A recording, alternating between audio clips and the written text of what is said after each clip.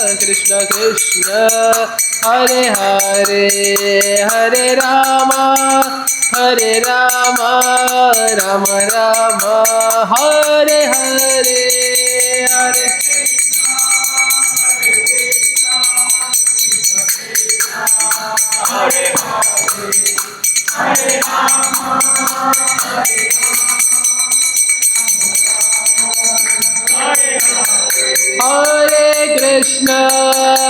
कृष्ण कृष्ण कृष्ण हरे हरे हरे राम राम राम हरे हरे हरे कृष्ण कृष्ण कृष्ण हरे हरे हरे राम राम राम जय ओम विष्णुपाद परमहंस परिव्राजकाचार्य अष्टोत्तरशत श्री श्रीमदाभय चरणारविंद भक्तिवेदांत स्वामी शिल प्रभुपाद की जय ओम विष्णुपाद परमहंस परिव्राजकाचार्य अष्टोत्तरशत श्री श्रीमद भक्ति सिद्धांत सरस्वती गोस्वामी प्रभुपाद की जय। अनंत कोटि वैष्णव वृंद की नामाचार्य श्रील हरिदास ठाकुर की प्रेम से कहो श्री कृष्ण चैतन्य प्रभु नित्यानंद श्री अद्वैत गदाधर श्रीवासदि गौर भक्त वृंद की श्री श्री राधा कृष्ण गोप गोपी गोप श्याम कुंड राधा कुंड गिरि गोवर्धन की ब्रज भूमि श्री वृंदावन धाम की नवद्वीप मायापुर धाम की पुरुषोत्तम क्षेत्र श्री जगन्नाथपुरी धाम की श्री द्वारिकापुरी धाम की गंगा माई की जमुना माई की भक्ति देवी की तुलसी देवी की युग धर्म श्री हरिनाम संकीर्तन यज्ञ की श्रील प्रभुपाद दिव्य पुस्तक वितरण की निताई गौर प्रेमानंदे। ओम नमो भगवते वासुदेवाय।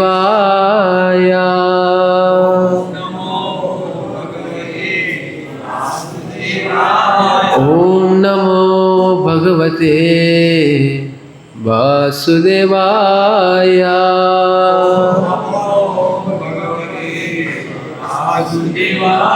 ओम नमो भगवते वासुदेवाय।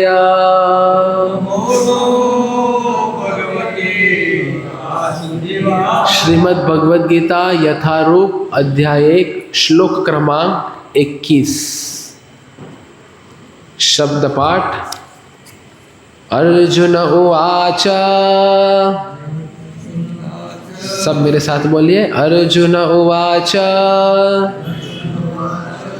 सेनयो उभयो मध्ये रथम स्थापय मे अच्युत यावत् एतान् निरीक्षे अहं योद्धुकामान् अवस्थितान् के मया सह योद्धव्यम् अस्मिन् रण समुद्यमे। अर्जुन उवाच सेनयोरुभयोर्मध्ये रथं स्थापय मे अच्युत यावदेता निरीक्षेऽहं योद्धुकामानवस्थितान् के मया सह योद्धौ अस्मिन् समुद्यमे। अर्जुन उवाच सेनयोरुभयोर्मध्ये रथं स्थापय मे अच्युत यावदेता निरीक्षेऽहं योद्धुकामान् अवस्थितान् के मया सह योद्धव्याम् अस्मिन् रणसमुद्यमे। अर्जुन उवाच सेनयोरुभयोर्मध्ये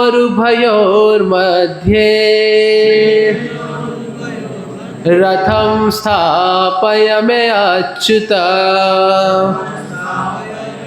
यावदेता निरीक्षेऽहम् योद्धुकामान् अवस्थितान् के मया सह योद्धव्यम् अस्मिन् रणसमुद्यमे।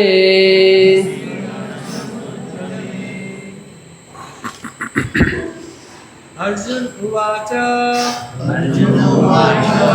सेनयोरुभयोर्मध्ये रथं स्थापयामि अच्युत यावदेवता निरीक्षे अहम् योद्धुकामान् अवस्थितान् के मया सह योद्धम् अस्मिन् सह मुद्यमे।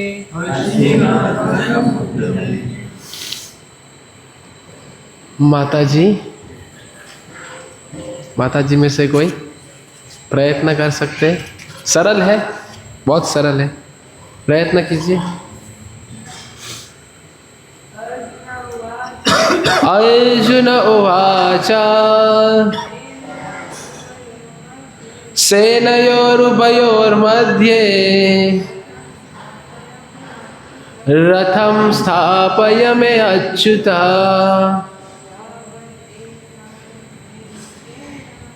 यावदेता निरीक्षेऽहम् योद्धुकामान् अवस्थितान् के मया सह योद्धव्याम्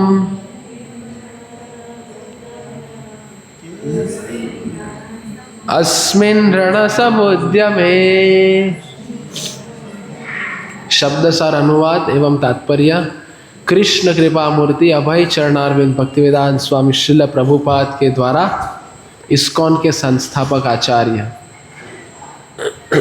अर्जुन उवाच अर्जुन ने कहा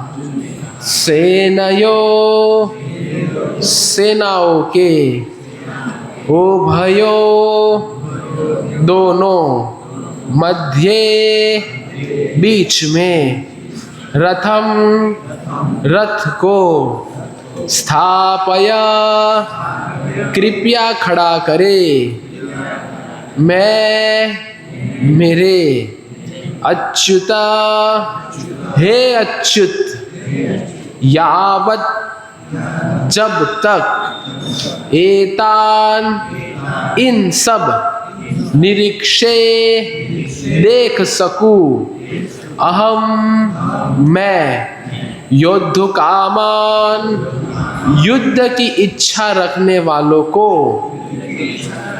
अवस्थितान युद्ध भूमि में एकत्र के किन किन से मया मेरे द्वारा सह एक साथ योद्धव्यम युद्ध किया जाना है अस्मिन इस रण संघर्ष झगड़ा के समुद्र में उद्यम या प्रवास में। अनुवाद अब सब सुनिए ध्यान से।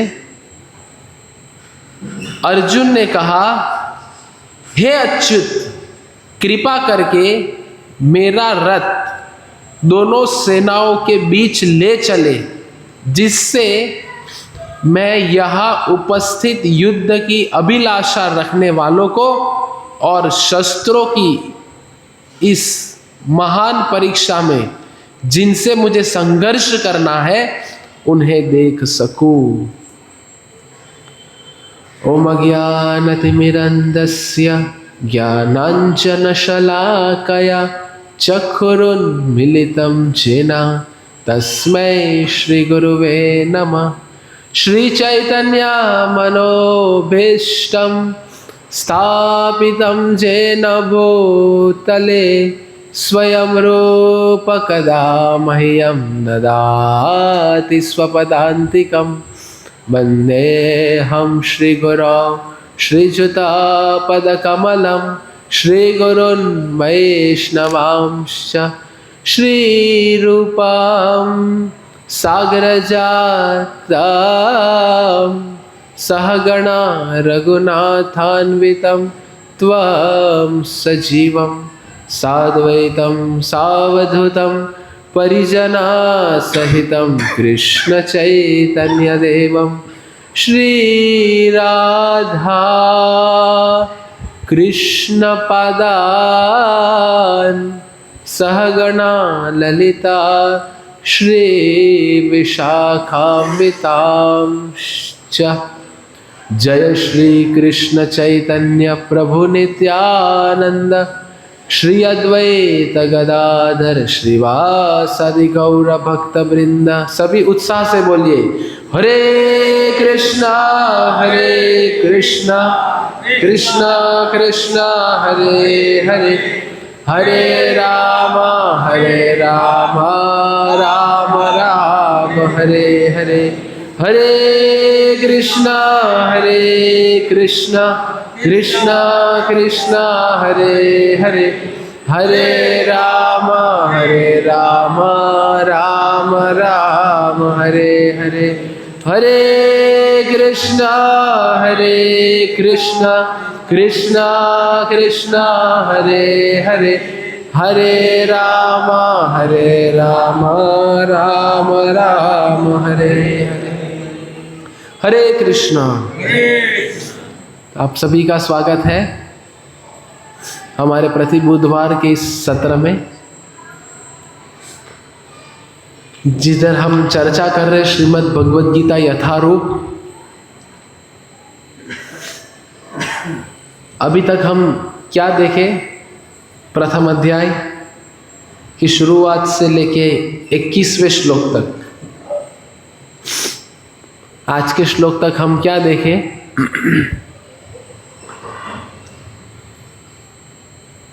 कोई बता सकता है? बोलिए, बताइए।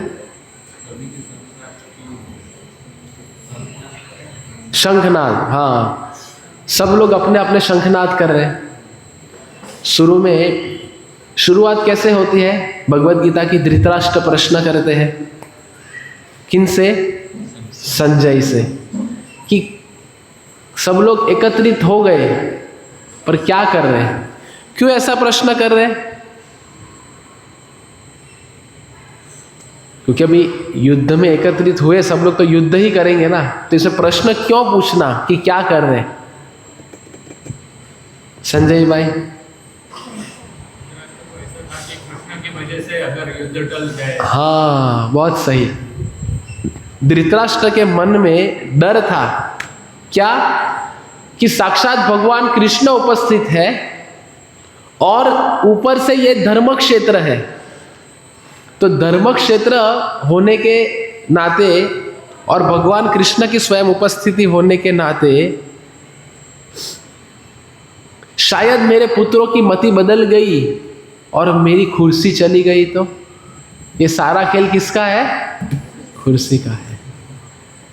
तो इसलिए वो प्रश्न करते हैं। फिर संजय जवाब में बताते हैं कि पांडवों की सेना में कितने योद्धा हैं, दुर्योधन की सेना में कितने योद्धा है कौरवों की ओर से। फिर सब लोग अपने अपने शंखनाद करते हैं। जैसे ही पांडव अपने शंखनाद प्रारंभ करते हैं कि सब कौरव पक्ष के जितने भी योद्धाएं हैं उनके हृदय क्या हो जाते हैं? विदीर्ण। वेरी गुड, पिछली बार हमने देखा था विदीर्ण हो गए। तो क्यों विदीर्ण हो गए? जब कौरवों ने शंखनाद किया तो बाकी सेना में कुछ हड़कंप नहीं मचा, लेकिन क्यों पांडवों के शंखनाद से जितने भी उपस्थित थे अधर्मी, उनके सबके हृदय विदीर्ण हो गए। क्यों ऐसा? रेखा माता जी कुछ बता सकते हैं क्यों ऐसा हुआ? कोई बता सकता है? थोड़ा याद करने का प्रयत्न कीजिए। क्यों ऐसा होता है? क्योंकि स्वयं भगवान कृष्ण अपना शंखनाद करते हैं। पांचजन्य ऋषिकेश देवदत्त धनंजय। अर्जुन भी अपना देवदत्त नामक शंख बजाते हैं, भगवान कृष्ण अपना पांचजन्य शंख बजाते हैं।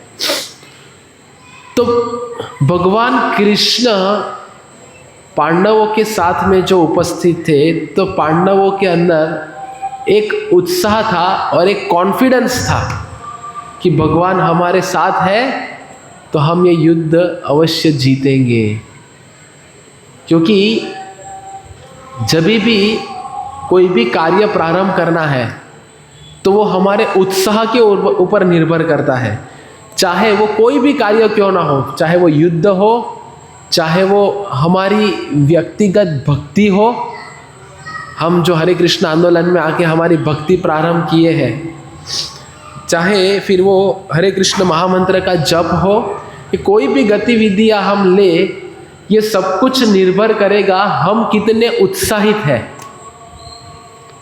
तो ये उत्साह के साथ में जब पांडवगण अपने शंख बजाते हैं तो सबके हृदय विदीर्ण हो जाते हैं एक भय के कारण। फिर आगे क्या होता है वो आज के श्लोक में समझ में आया इतना? तो फिर अर्जुन आज के श्लोक में क्या कह रहे हैं कि हे अच्युत, कृपा करके मेरा रथ दोनों सेनाओं के बीच में जाकर खड़ा कीजिए, ताकि मैं देख सकूं कि मुझे किनके साथ युद्ध लड़ना है, मैं शस्त्रों की रचना को देख सकूं। तो ये अर्जुन भगवान से कहते हैं। तो भगवान उत्तर में अर्जुन से कहते हैं कि अभी युद्ध तो करना ही है, तो फिर क्यों रथ को सेनाओं के बीच में ले जाना? क्योंकि भगवान जानते थे कि अगर सेना के बीच में अगर रथ ले जाया जाएगा तो क्या होगा? भगवान जानते थे ये कि अर्जुन मोह में पड़ जाएंगे। हालांकि ये सब भगवान की ही योजना थी। अगर अर्जुन मोह में नहीं पड़ते थे तो गीता हमारे पास आती ही नहीं थी। तो हमें ऐसा नहीं सोचना चाहिए कि बेचारा अर्जुन मोह में पड़ गया तो मैं कौन से खेत की मूली हूं। नहीं, अर्जुन जानते थे कि आने वाले कलयुग में, नवसारी में ऐसे सब जीवात्माएं आएंगे जिनको भगवत गीता के ज्ञान की आवश्यकता है जीवन जीने के लिए।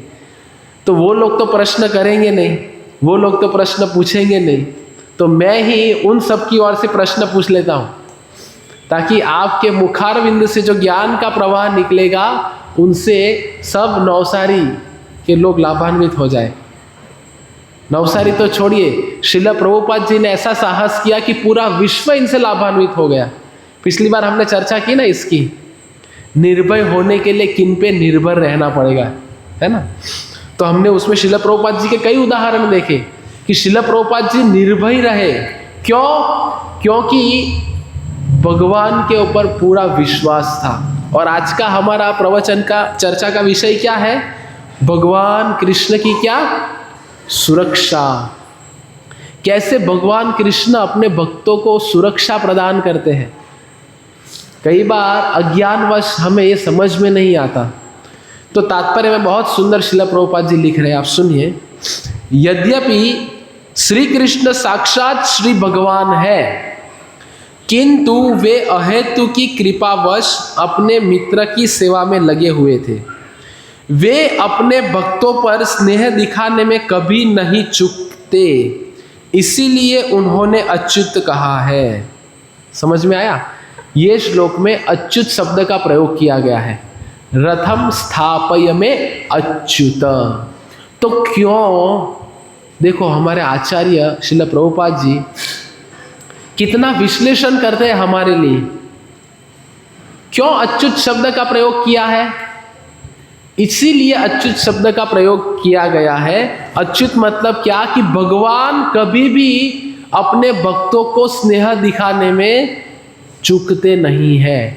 और एक हम ऐसे निठल्ले हैं कि हम हमारा स्नेह स्वार्थवश दिखाते हैं भगवान को, है ना। जब हमारे जीवन में सब कुछ अच्छा होता है तो हम बहुत स्नेह दिखाते हैं, भगवान के लिए फल लेके आएंगे, भगवान के लिए पुष्प लेके आएंगे, भगवान की सेवा करेंगे, सब कुछ करेंगे।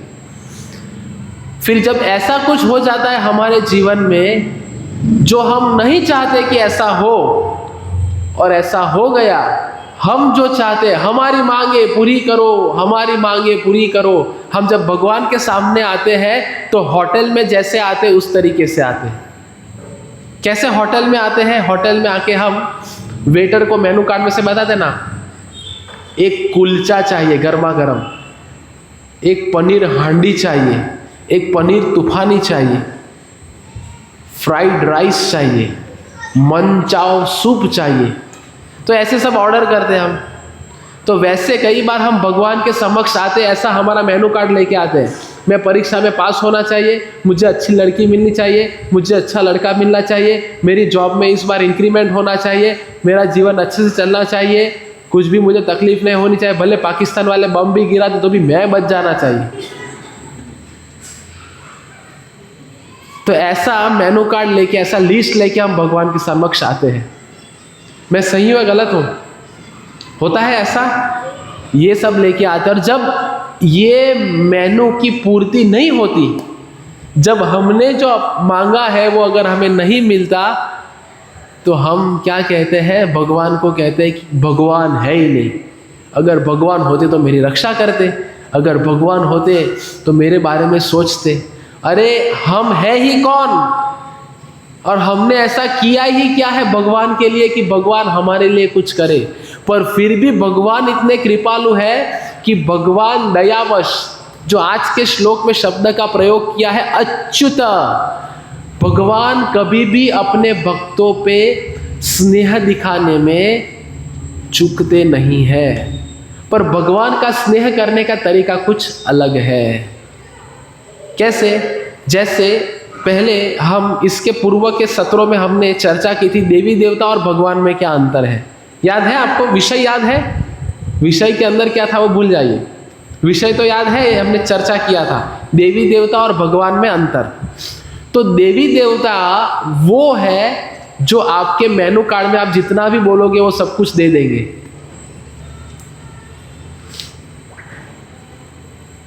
ये सोचेंगे नहीं कि इनसे आपका क्या नुकसान हो सकता है या लाभ हो सकता है, ये नहीं सोचेंगे।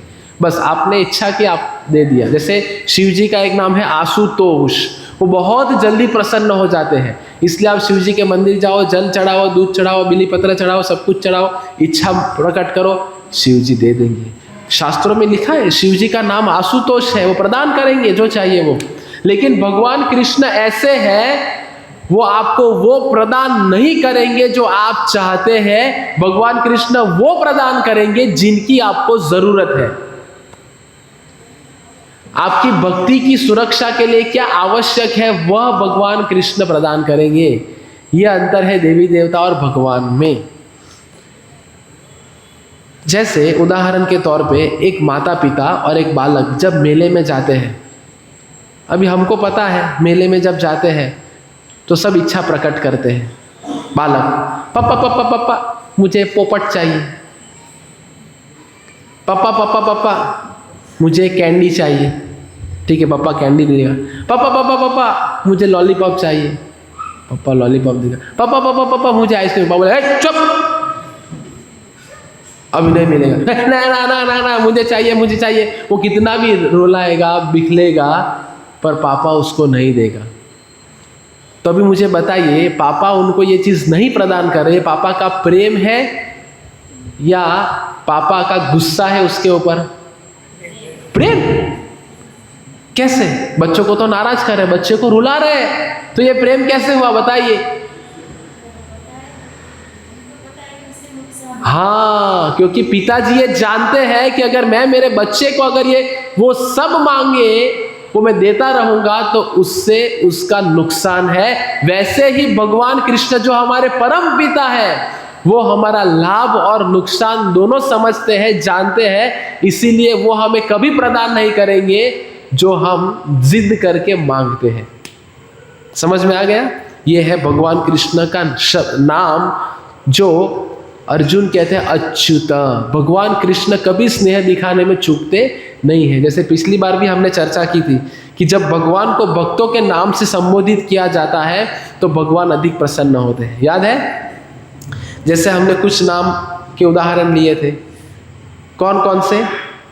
जय राधा माधव कुंज बिहारी, कुंज बिहारी, गोपी जना वल्लभा गिरिवरधारी, गोपी जन वल्लभ गिरिवरधारी, जशोदानंदन ब्रज जन रंजना, जशोदानंदन नंदन ब्रज जन रंजना। तो ऐसे भगवान के नाम भक्त के संबंध में है। तो जब ऐसे नामों को हम पुकारते तो भगवान अधिक प्रसन्न होते हैं ये नामों से। तो आगे तात्पर्य में श्रील प्रभुपाद जी क्या कह रहे हैं? सारथी रूप में उन्होंने अर्जुन की आज्ञा का पालन करना था और उन्होंने इसमें कोई संकोच नहीं किया, अतः उन्हें अच्युत कहकर संबोधित किया गया है। यद्यपि उन्होंने अपने भक्त का सारथी पद स्वीकार किया था, किंतु इससे उनकी परम स्थिति अक्षुण्ण बनी रही। प्रत्येक स्थिति में वे इंद्रियों के स्वामी श्री भगवान ऋषिकेश है। देखो, भगवान ने अर्जुन का सारथी बनना पसंद किया। अभी सारथी बनना कोई गुणगान वाली बात नहीं है। हमारी भाषा में अगर हम कहें तो गाड़ी चलाने वाला ड्राइवर। अभी ड्राइवर को हम कभी सम्मान देते हैं इतना?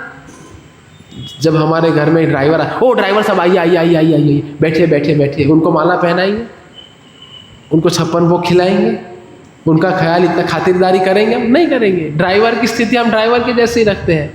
तो सोचिए, भगवान कृष्ण जो पूर्ण पुरुषोत्तम भगवान है, उन्होंने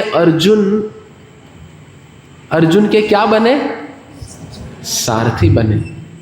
अभी सारथी बनना मतलब क्या कि जब अर्जुन को रथ को दाई ओर मोड़ना है तो दाएं खंभे पे पाँव रखना है अपना।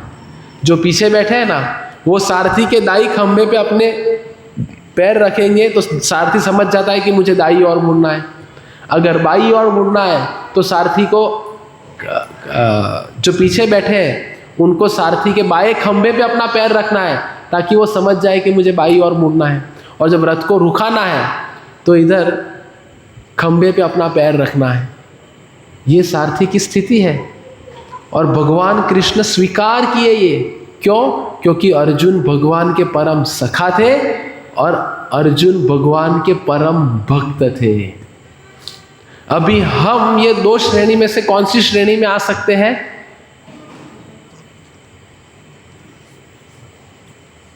बराबर है, बोलो। भक्त। हम सखा बनने की योग्यता में नहीं है। 5 प्रकार से भक्तों के साथ आदान प्रदान किया जाता है: शांत रस, दास्य रस, साख्य रस, वात्सल्य रस, माधुर्य रस। पर हमारी वो औकात नहीं है ये सब रसों की। हमारी औकात है दास्य रस की। प्रहलाद महाराज अपनी प्रार्थना में कहते हैं, यदि दास्यसी में कामान, हमको दास बन के भगवान की सेवा करनी है। तो हम इधर जो सीख रहे हैं, क्या सीख रहे हैं? भक्तिमय सेवा। श्रील प्रभुपाद जी अपने तात्पर्यों में अनुवादित करते हैं, भक्ति को केवल भक्ति नहीं, इट्स अ डिवोशनल सर्विस, भक्तिमय सेवा। तो हम सब लोग इधर एकत्रित हुए भक्ति करने के लिए, और जब हम ये ज्ञान अर्जित करके भगवान कृष्ण की भक्ति में लग जाएंगे तब हम वो श्रेणी में आ सकते हैं। तो हमें भक्ति करके भगवान के प्रेम को हासिल करने का प्रयत्न करना चाहिए। तो ये भगवान अर्जुन के सारथी बनना स्वीकार करते हैं। तो प्रश्न ये हो सकता है कि भगवान होके अर्जुन के सारथी बने? इसका उत्तर आपको आगे प्रवचन में मिलेगा, पर एक उदाहरण से समझाऊंगा कि भगवान कौन सी भी स्थिति बाहरी रूप से अर्जित कर ले पर वो भगवान ही रहते हैं। भगवान कभी भी अपनी भगवत्ता नहीं छोड़ते। समझ में आया? हमें ऐसा नहीं होना चाहिए, लगना चाहिए कि अरे बेचारे भगवान को सारथी बनना पड़ा। नहीं, भगवान प्रेमवश सारथी बनते हैं। जैसे यशोदा माई वृंदावन की लीला में हम देखें तो यशोदा माई भगवान के कान पकड़ के उनको डांटती है, फिर भगवान को बांध लेती है। उसका मतलब ये नहीं हुआ कि भगवान ने अपनी भगवत्ता छोड़ दी, नहीं, भगवान तो भगवान ही है, पर भगवान को हमेशा अपने भक्तों के साथ आदान प्रदान करने में रुचि है। इसीलिए भगवान अपने भक्तों के साथ आदान प्रदान करने के लिए ऐसे अलग अलग लीलाएं करते हैं। ध्यान में आया? तो ये हमें समझना है। फिर बहुत सुंदर एक शब्द का प्रयोग किया है जो आगे वाले श्लोक में आएगा, जो तात्पर्य में श्रील प्रभुपाद जी कह रहे हैं कि प्रत्येक परिस्थिति में वे इंद्रियों के स्वामी श्री भगवान ऋषिकेश है। अभी भगवान का दूसरा नाम क्या है? ऋषिकेश। तो आगे के श्लोकों में वो शब्द आएगा, तो आपको ध्यान रखना है कि ऋषिकेश मतलब क्या। ऋषिकेश का अर्थ होता है इंद्रियों के स्वामी।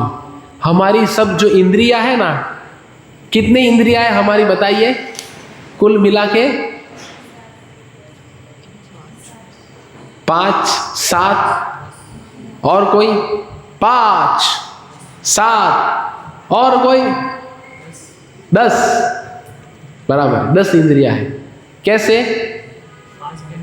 5 ज्ञानेंद्रिया और 5 कर्मेंद्रिया। ज्ञानेंद्रिया मतलब क्या? जिनसे हम ज्ञान अर्जित करें, जैसे आंख है, कान है, शब्द रूप रस और गंध की जो श्रेणी में आते हैं वो है ज्ञानेंद्रिय। और कर्मेंद्रिया मतलब जिनसे हम कार्य करते हैं वह। अभी ज्ञानेंद्रिया क्या है, कर्मेंद्रिया क्या है, ये आपके लिए होमवर्क। 5 ज्ञानेंद्रिया कौन सी है ये ढूंढ के लाना है, 5 कर्मेंद्रिया कौन सी है वो ढूंढ के लाना है। अगले प्रवचन में हम चर्चा करेंगे। तो ये सभी इंद्रियों के जो स्वामी है वो है भगवान कृष्ण, इसीलिए उनका नाम है ऋषिकेश, सभी इंद्रियों के स्वामी। अभी हमारी जितनी भी इंद्रियां हैं, आंख पकड़ लो, नाक पकड़ लो, कान पकड़ लो, जिह्वा पकड़ लो, हाथ पकड़ लो, कुछ भी हो, हमारे नियंत्रण में हमारी एक भी इंद्रिया नहीं है। सभी इंद्रियों को नियंत्रण करने वाले कौन है? भगवान। अभी कोई ऐसा कह सकता है, देखो ये हाथ तो मैंने मेरी इच्छा से हिलाया ना, बराबर ना, तो कैसे भगवान स्वामी हो गए बताइए? ये प्रश्न पढ़ना चाहिए ना। आप प्रवचन में कह रहे हो कि भगवान सब इंद्रियों के स्वामी है, सब कुछ भगवान के नियंत्रण में है, तो मैंने थोड़ी भगवान से कहा चलो अभी मेरा हाथ हिलाओ। नहीं, देखो मैं स्वतंत्र हूं, मेरी सब मूवमेंट करने के लिए, किसी को थप्पड़ मारने के लिए भी मैं स्वतंत्र हूं। तो कैसे इंद्रियों के स्वामी हुए? मानो किसी को लकवा हो जाता है, तब क्या होता है? हम हमारी इच्छा से कुछ कर पाते? शास्त्रों में वर्णन है कि हर एक हमारे इंद्रियों के लिए देवी देवताएं हैं जो सब नियंत्रण कर रहे हैं, हमें पता नहीं है। इसलिए देखो कई बार हम रात को नींद में सोते हैं तो अचानक से ऐसा कुछ हो जाता है कि हम हमारा हाथ ऊपर भी नहीं कर पाते। अनुभव है किसी को? कई बार नींद में हमारे पैर जकड़ जाते हैं। तो ये सब क्या है कि हमारे नियंत्रण में कुछ भी नहीं है, सब कुछ भगवान कृष्ण के नियंत्रण में है। समझे? इसीलिए सब कुछ भगवान के नियंत्रण में है, इसीलिए उनको क्या कहा गया है? ऋषिकेश। सब इंद्रियों के स्वामी कौन है? भगवान कृष्ण ऋषिकेश। इसलिए उनका नाम है ऋषिकेश, जो इंद्रियों को नियंत्रण में करते हैं। तो भगवान के 2 पहलू को हमने देखा इस श्लोक में, एक तो अच्युत शब्द का प्रयोग और दूसरा ऋषिकेश। फिर आगे का श्लोक आता है, योत्स्य माना न वेक्षहम या एतेद्र समागता धात्राश्चस्य दुर्बुद्धे युद्ध प्रिय चिकीर्षवः। अर्जुन क्या कह रहे भगवान से? मुझे उन लोगों को देखने दीजिए जो यहाँ पर धृतराष्ट्र के दुर्बुद्धि पुत्र दुर्योधन को प्रसन्न करने की इच्छा से लड़ने के लिए आए हुए हैं। मतलब अभी अर्जुन भगवान से क्या कह रहे हैं कि मुझे उनको दिखने दीजिए कि कौन कौन ऐसे राजा है जो दुर्योधन की ओर से मेरे सामने लड़ने के लिए उपस्थित आए हैं, तो मुझे उनको देखना है। तो इनमें भगवान कह रहे हैं, भगवान जानबूझ के, जो अर्जुन ने कहा कि मेरे रथ को 2 सेनाओं के बीच में लेके जाओ, तो भगवान रथ को ऐसी जगह पे लाके खड़ा करते हैं जिधर भीष्म और द्रोण सामने खड़े हैं। तो उनके बीच में अर्जुन के रथ को लाके रखते हैं, ये दिखाने के लिए कि देखिए आपको किनके साथ में युद्ध करना है। अपने ही गुरु के सामने जिन्होंने आपको धनुर्विद्या सिखाई, तो ऐसे भगवान इन लोगों के सामने अर्जुन के रथ को जाके खड़ा करते हैं। तो क्योंकि अर्जुन भी जानते थे, भगवान ने अर्जुन से कहा कि देखिए आप देखोगे तो आप मोह में पड़ जाओगे और आप युद्ध नहीं कर पाओगे। तो अर्जुन कहे नहीं नहीं नहीं, मैं जानता हूं कि धृतराष्ट्र के जो पुत्र है वो दुर्बुद्धि वाले हैं, वो कभी मानेंगे नहीं कि हम समझौता कर ले। शांति का प्रस्ताव लेके भगवान भी गए थे, समझौता कर ले और युद्ध हम ना करें। तो अर्जुन भगवान से कहे कि दुर्योधन कभी ऐसा नहीं करेगा क्योंकि वो दुर्बुद्धि वाला है। आज के श्लोक में बताया ना, दुर्बुद्धि वाला, इसलिए ऐसा कभी होगा नहीं। फिर आगे के श्लोक में कहते हैं 24वें श्लोक में, संजय उवाच, बहुत सुंदर श्लोक है, आप सब लोग मेरे साथ बोलिए, एव मुक्त ऋषिकेशो गुडाकेशेन भारत सेनयोरुभयोर्मध्ये स्थापयित्वा रथोत्तमम्। तो ये आखिरी श्लोक रहेगा हमारे चर्चा का, जिसमें अभी संजय क्या कह रहे हैं, देखो इसमें कौन से शब्द का प्रयोग आया, एव मुक्तो ऋषिकेशो। ऋषिकेश मतलब कौन, स्वयं भगवान कृष्ण, जो कौन है, इंद्रियों के स्वामी। बहुत सही। फिर आगे कहा गुडाकेशे न भारत। तो संजय ने कहा, हे भरतवंशी, अर्जुन द्वारा इस प्रकार संबोधित किए जाने पर भगवान कृष्ण ने दोनों दलों के बीच में उस उत्तम रथ को लाकर खड़ा कर दिया। तो संजय अभी धृतराष्ट्र से कह रहे हैं कि अर्जुन के कहने पर भगवान कृष्ण ने रथ को दोनों सेनाओं के मध्य में लाकर खड़ा कर दिया। अभी खड़ा करने के पश्चात क्या होगा वो आने वाले बुधवार को देखेंगे, लेकिन उसके पूर्व जो आज के श्लोक में शब्द का प्रयोग किया है गुडाकेश, तो गुडाकेश मतलब क्या अनुवादित करते श्रील प्रभुपाद जी कि गुडाकेश, इस श्लोक में अर्जुन को गुडाकेश कहा गया है। गुडाकेश का अर्थ है नींद, और जो नींद को जीत लेता है वह गुडाकेश है। मतलब अर्जुन ने नींद के ऊपर विजय प्राप्त कर ली थी, इसीलिए अर्जुन का नाम क्या है, गुडाकेश। तो फिर आगे तात्पर्य में श्रील प्रभुपाद जी बहुत सुंदर कहते हैं, अभी कोई कहेगा कि हिमालय पे जो योगी है वो भी उनकी नींद पर विजय प्राप्त कर लिया है, तो क्या उनको गुडाकेश कहेंगे? नहीं कहेंगे। तो गुडाकेश का वास्तविक अर्थ क्या है? तो गुडाकेश मतलब भगवान ने कहा नींद के, प्रभुपाद जी अनुवाद में लिखते हैं नींद के ऊपर विजय प्राप्त किया। अभी नींद के ऊपर विजय प्राप्त करना मतलब क्या? नींद का एक दूसरा अर्थ होता है अज्ञान। समझ में आ रहा है? जैसे हरे कृष्ण आंदोलन में आने के पूर्व हम सब लोग अज्ञान में जी रहे थे, हमें कुछ ज्ञान नहीं था कि नीति नियम क्या होता है, क्या सही है क्या गलत है ना। इसीलिए हम हर एक प्रवचन की शुरुआत में क्या कहते हैं, ओम अज्ञानतिमिरन्दस्य। अज्ञान के अंधकार से हमें निकालते हैं गुरुजन, गुरु की कृपा से हम निकल पाते हैं अज्ञान के अंधकार से। तो गुडाकेश का दूसरा अर्थ क्या है कि अर्जुन ने कृष्ण की मित्रता के कारण नींद तथा अज्ञान दोनों पर विजय प्राप्त की थी। कृष्ण के भक्त के रूप में वह कृष्ण को क्षण भर भी नहीं भूल पाया, क्योंकि भक्त का स्वभाव ही ऐसा होता है। यहाँ तक कि चलते तथा सोते हुए भी कृष्ण के नाम रूप गुण लीलाओं के चिंतन से भक्त कभी मुक्त नहीं रह सकता। अतः कृष्ण का भक्त उनका निरंतर चिंतन करते हुए नींद तथा अज्ञान दोनों को जीत सकता है। यही कृष्ण भावनामृत या समाधि कहते हैं। प्रत्येक जीव की इंद्रियों तथा मन के निर्देशक अर्थात ऋषिकेश के रूप में कृष्ण अर्जुन के मंतव्य को समझ गए और सेनाओं के मध्य में रथ को खड़ा करवाना चाहता है अर्जुन। अतः उन्होंने वैसा ही किया और फिर वे इस प्रकार बोले। मतलब समझ में आया कितना सुंदर लिखा है। कृष्ण भावनामृत मतलब क्या? नींद के ऊपर विजय प्राप्त करना मतलब ऐसा नहीं कि चलो आज रात को आज से हम नींद लेना बंद कर दे। तो कोई कहेगा प्रभु जी ने कहा हम नींद लेंगे नहीं। तो इसको कहते हैं अज्ञानता, कि हम ठीक से समझे नहीं।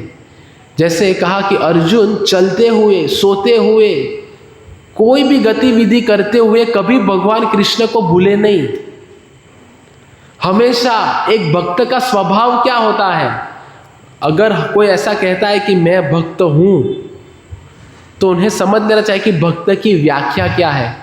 भक्त की परिभाषा यह है कि वो हमेशा भगवान कृष्ण के नाम रूप गुण लीला आदि को हमेशा स्मरण करता है। ऐसा नहीं कि बुधवार को सत्संग में आया तभी भगवान कृष्ण को याद किया, बाकी दिन reels, series, Instagram, WhatsApp, YouTube, shorts इत्यादि इत्यादि इत्यादि, टेलीग्राम, इसमें लगे हुए रहे।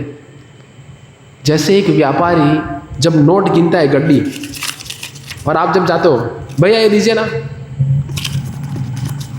तो जब व्यक्ति, आपका अनुभव है जब नोट की गड्डी गिनता है तो कितना ध्यानपूर्वक होता है वो, है कि नहीं? तो जब आप उसको प्रभु जी आपके लिए स्वीट लेकर, रुको रुको इधर भूल हो जाएगी, है ना? लेकिन जब करते हैं तो हम हजारों चीजें करते हैं। किसका मैसेज आया, नोटिफिकेशन आया, ये आया, इत्यादि इत्यादि इत्यादि। फिर जब करते करते आज क्या बनाया सुबह सुबह, आज खाने में क्या है, तो ऐसा हमारा दिमाग चलते रहता है। तो जैसे एक व्यक्ति नोट गिनते वक्त जितना सतर्क रहता है, वैसे ही सतर्कता हमें भक्ति में रखनी है, क्योंकि भक्ति एक तलवार की धार पे चलने जैसी है। जैसे प्रभु जी लोग दाढ़ी करते हैं ना, दाढ़ी, अभी दाढ़ी कर रहे हैं और मोबाइल सामने रखा है, अभी मोबाइल में नोटिफिकेशन देखने जाएगा, करने जाएगा और दाढ़ी थोड़ा इधर से उधर हो गया तो क्या हो जाएगा, कट जाएगा, खून निकल जाएगा। वैसे ही भक्ति तलवार के ऊपर चलने जैसी है। थोड़ी भी असतर्कता रखेंगे, no FIR, no arrest, no talk, फैसला ऑन द स्पॉट। इसीलिए भक्ति में सतर्कता बनाए रखना है। तो गुणाकेश का अर्थ क्या है? एक तो नींद के ऊपर विजय प्राप्त करना, मतलब अज्ञान के ऊपर विजय प्राप्त करना। अज्ञान के ऊपर विजय कैसे प्राप्त करेंगे? ऐसे हर बुधवार को ये ज्ञान को सुन के हमारा अज्ञान दूर होगा। अभी तक हम जो बचपन से अभी तक जो अविद्या का बोझ लेके चलते हुए आ रहे थे, हमें कुछ पता ही नहीं था क्या सही है क्या गलत है। हमारा जीवन चलती का नाम गाड़ी बुला रही है, सीटी बजा रही है, चलना ही जिंदगी है, बस चलती ही जा रही है। ऐसे हमारी जिंदगी चल रही थी। लेकिन आज श्रील प्रभुपाद जी की कृपा से हरे कृष्ण आंदोलन में जुड़ गए तो हमारे जीवन को एक मोड़ आ गया। तो ऐसे मोड़ पे अभी हमें सावधानी बरतनी है, भक्ति को अच्छे से करना है, ज्ञान को अर्जित करना है, समझना, अज्ञान को दूर करना है। तो गुणाकेश का दूसरा अर्थ क्या होता है? गुड़ा मतलब गुड़, गुड़ मतलब आपला मराठी वाला गुड़, इंग्लिश वाला गुड़ नहीं। गुड़ मतलब जैगरी, समझते ना? गुड़ मतलब गौड़, ये भी एक अर्थ होता है। तो गुड़ पे सब चीनी आकर्षित हो जाती है, चीटी आकर्षित हो जाती है। वैसे अर्जुन ने ऐसा कार्य कर दिखाया जिससे ब्रह्मा, विष्णु और महेश ये तीनों सोच विचार में पड़ गए कि ऐसा तो अर्जुन ने क्या किया जिसके द्वारा भगवान कृष्ण जो पूर्ण पुरुषोत्तम भगवान है वो उनके सारथी बन गए। तो ये तत्परता तीनों के अंदर आई, ब्रह्मा विष्णु और महेश। इसका अर्थ है गुड़ाकेश, कि ब्रह्मा विष्णु महेश भी लालायित हो गए देखने के लिए कि कैसे भगवान अर्जुन के सारथी बन गए। तो एक बार की एक घटना है, वो बता के हम विराम करेंगे। द्वारका की लीला है। द्वारिका में एक ब्राह्मण था और वो ब्राह्मण का एक पुत्र जन्म लिया, मर गया, दूसरा पुत्र जन्म लिया, मर गया, तीसरा पुत्र जन्म लिया, मर गया। तो वो ब्राह्मण कहता है कौन राज्य कर रहा है इस बार? ऐसे राजा के कारण मेरे पुत्र की मृत्यु हो रही है। सोचिए, ये वास्तविकता है। राजा जैसे होते हैं उसका पूरा कर्म प्रजा को भुगतना पड़ता है। उतने में अर्जुन है और अर्जुन कहते हैं आप क्षत्रियों को दोष मत दीजिए, मुझे बताइए समस्या क्या है। बोले देखो मेरे तीनों पुत्र जन्म लेते ही मृत्यु को पा लिए। तो अर्जुन कहते हैं मैं अभी गांडीव लेके ये कमरे में ही रहूंगा, जब आपकी पत्नी जब बच्चे को जन्म देने वाली है तो मैं पूरे कमरे में अपने धनुष को लेके घूमता रहूंगा और देखता हूं कि कौन है जो आपके पुत्र को जन्म लेते ही मृत अवस्था तक लेके जाएंगे। तो अभी अर्जुन घूम रहे थे वो कमरे में, चौथा पुत्र जन्म लिया, वो भी मृत्यु हो गया। तो फिर ब्राह्मण बोलने लगा कि आप क्षत्रिय होने के नाते बड़ा बड़ा दावा कर रहे थे, ऐसा सिला दिया आपने। तो फिर अर्जुन कहते हैं ऐसा संभव ही नहीं। तो अर्जुन अग्नि जलाते हैं और बोलते हैं मैं अग्नि में प्रवेश कर लूंगा अभी, क्योंकि मेरे होते हुए ऐसा हुआ। इसको कहते हैं राजा। कैसे उत्तरदायित्व लेते हैं वो अपनी प्रजा का। जैसे देखो ये युद्ध चल रहा था तो भीष्म, द्रोण, ये सब लोग जो आगे आके युद्ध करने वाले हैं उन्होंने आगे आके युद्ध किया। वो ऐसा नहीं कहा कि सब सेनाओं को भेज दिया और वो लोग अपने कैबिन में बैठे हैं एसी रूम में। आजकल युद्ध ऐसा होता है, सब नौजवानों को बोलते हैं आप युद्ध करो और हम इधर अपने एसी में बैठ के सब मीटिंग पे मीटिंग कर रहे। सब कुछ आगे बोल नहीं पाऊंगा, नहीं तो मेरा बुधवार बैन हो जाएगा, है ना। तो आदर्श शासन कैसा होता है कि जो फ्रंट लाइन पे है वो स्वयं आते हैं युद्ध लड़ने के लिए। ऐसा नहीं कि वो पीछे बैठे रहते हैं, पीछे होते हैं, नहीं, सबको साथ में लेके। तो फिर अर्जुन ने जब ऐसी प्रतिज्ञा ली तो भगवान कृष्ण आके बोले रुको रुको रुको रुको। अर्जुन, भगवान कृष्ण ने रथ निकाला, अर्जुन को कहते हैं चलो रथ पे बैठो, और भगवान कृष्ण निकल गए और पूरे स्वर्ग लोक से होके, ब्रह्म लोक से होके, सब लोकों में से पसार होके होके जा रहे थे और सीधे चले गए महाविष्णु के पास। और महाविष्णु को पूछने लगे कि ऐसा क्या कारण है कि आपने इस ब्राह्मण के तीनों पुत्र को जो चौथा जन्म लिया उनको भी आपने मरण अवस्था को पहुंचा दिया। तो महाविष्णु कहते हैं कि मैं आप दोनों के एक साथ दर्शन करना चाहता था। मुझे पता था कि मैं ऐसा कुछ करूंगा जिसके द्वारा आप ढूंढते ढूंढते मेरे पास आओगे और मैं आप दोनों का दर्शन करूंगा। तो कहने का मतलब क्या था कि अर्जुन ने ऐसा कर्तव्य कर दिखाया जिनके कारण ब्रह्मा, विष्णु और महेश ये तीनों भी लालायित थे भगवान कृष्ण के और अर्जुन के दर्शन करने के लिए। इनको कहते हैं गुड़ाकेश। समझ में आया? तो हमने गुड़ाकेश के तीन अर्थ को समझा। एक तो जिन्होंने नींद के ऊपर विजय प्राप्त किया अर्थात अज्ञानता के ऊपर विजय प्राप्त किया। दूसरा ऐसा कार्य किया जिनसे ब्रह्मा, विष्णु, महेश देखने के लिए लालायित हो गए। और तीसरा ये ब्राह्मण के वृत्तांत में हमने देखा कि स्वयं महाविष्णु वो खुद लालायित है भगवान कृष्ण और अर्जुन को ये स्थिति में देखना चाहते हुए कि कैसे, कौन सी स्थिति में, ये स्थिति में कि भगवान कृष्ण अर्जुन के सारथी बने हैं। तो दक्षिण भारत में एक ब्राह्मण, जब चैतन्य महाप्रभु गए वो मंदिर में, तो एक ब्राह्मण था जिनको आंख से दिखाई नहीं दे रहा था और बाकी तथाकथित कर्मकांडित ब्राह्मण थे। वो गीता का पठन कर रहे थे, श्लोकों को एकदम अच्छे से गा रहे थे। तो वो ब्राह्मण की ओर देख के हंस रहे थे और लेकिन वो ब्राह्मण रो रहा था। वो ब्राह्मण क्यों रो रहा था? जब ब्राह्मण वो गीता पढ़ रहा था तो गीता ऐसे पढ़ रहा था। कैसी गीता है ये? उल्टी। तो वो उल्टी गीता पढ़ रहा था, उनको समझ में नहीं आ रहा था, रो रहा था। तो चैतन्य महाप्रभु जब वो मंदिर में प्रवेश किया तो चैतन्य महाप्रभु ने वो ब्राह्मण को आलिंगन किया जो ब्राह्मण रो रहे थे। लेकिन जो ब्राह्मण एकदम अच्छे से पठन पाठन यजन याजन कर रहे थे उनकी ओर लक्ष्य भी नहीं किया। क्यों?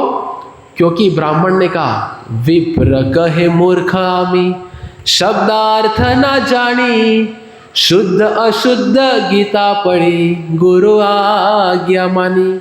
बहुत सुंदर। विप्र कहे मूर्खामी, तो विप्र मतलब ब्राह्मण। ब्राह्मण क्या कहते हैं? विप्र कहे मूर्खामी शब्दार्थ ना जानी। विप्र कहे मैं मूर्ख हूं, शब्द अर्थ नहीं जान रहा हूं। समझ में आ रहा है?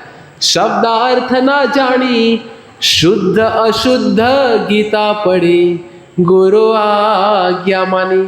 कि मैं गीता को शुद्ध अशुद्ध तरीके से पढ़ रहा हूं, मैं क्या पढ़ रहा हूं मुझे समझ में नहीं आ रहा है, पर मुझे एक ही चीज समझ में आ रही कि मेरी गुरु की आज्ञा है, इसीलिए मैं पढ़ रहा हूं। तो भगवान कृष्ण तब प्रसन्न होते हैं जब हम में कितनी भी कमियां क्यों ना हो, हम ठीक से पढ़ पाए या ना पढ़ पाए, भक्ति कर पाए या ना कर पाए, पर गुरु की आज्ञा का अगर हम पालन कर रहे हैं तो चैतन्य महाप्रभु का आलिंगन हमें प्राप्त हो जाएगा। हरे कृष्ण कृष्ण कृष्ण हरे हरे, हरे राम राम राम हरे हरे। श्रीमद् भगवद गीता यथारूप की, श्रील प्रभुपाद की, निताई गौर प्रेमानंदे। तो फिर अभी रथ अभी किधर है? दो सेनाओं के बीच में है। और अभी आगे क्या बोलेंगे भगवान, वो आने वाले बुधवार को देखेंगे। तब तक बने रहिए इसी स्थान इसी समय, आप और मैं हम एक ही। हरे कृष्ण। किसी का कोई प्रश्न? हाँ बोलिए। जो आज का टॉपिक है, भगवान ने 5 पांडव थे, उसमें से अर्जुन को ही गीता के लिए क्यों चुना? प्रश्न बहुत सुंदर है कि 5 पांडव थे। प्रश्न ये है कि 5 पांडव में से केवल अर्जुन को ही क्यों चुना भगवत गीता सुनाने के लिए? हाँ, बहुत सुंदर प्रश्न किया। ये प्रवचन में मैंने एक मुद्दा लिया था, पर मैंने जानबूझ के एक मुद्दे को छुपा के रखा था कि ये प्रश्न आएगा तो बता सकते हैं, और वो प्रश्न आ ही गया। मतलब आप सुन रहे थे ध्यान से। तो अभी कौरव और थे, तो कौरवों की ओर में सब लोग, कर्ण ने कहा था कि अगर भीष्म आगे है तो मैं आगे नहीं आऊंगा, और भीष्म पितामह कहते अगर कर्ण आगे होगा तो मैं आगे नहीं आऊंगा। तो कौरव की ओर से क्या चल रहा था? सब अहंकार इतना था सब लोग के अंदर कि अहंकार के कारण सब लोग एक दूसरे के ही टांग खींच रहे थे। लेकिन पांडवों की ओर से क्या था? पांडवगण सब लोग नम्र थे, भगवान कृष्ण को केंद्र में रखे थे, और पांडवों ने ये उनकी एकता कैसी थी पांडवों की कि हम में से कोई भी भगवान की सेवा क्यों ना करे, वो सब एक ही है। फिर अभी युधिष्ठिर महाराज को राजगद्दी पे बिठाना था, है ना? तो युधिष्ठिर महाराज को राजगद्दी पे बिठाना था, लेकिन अर्जुन के साथ क्यों ऐसा? क्यों अर्जुन के संबंध में सब चर्चा हो रही है? इसीलिए क्योंकि आगे वाले श्लोक में आएगा कि अर्जुन को भगवान कहते हैं, जो मैंने आज के प्रवचन में भी कहा कि परम सखा है और अर्जुन परम भक्त है। तो ये 2 श्रेणी के कारण, हालांकि सभी पांडव ऐसे थे, ऐसा नहीं कि केवल अर्जुन था, लेकिन अर्जुन धनुर्धारी थे, धनुर्विद्या में माहिर थे, और अर्जुन ने प्रतिज्ञा ली थी कि मैं मेरा कभी गांडीव नहीं छोड़ूंगा।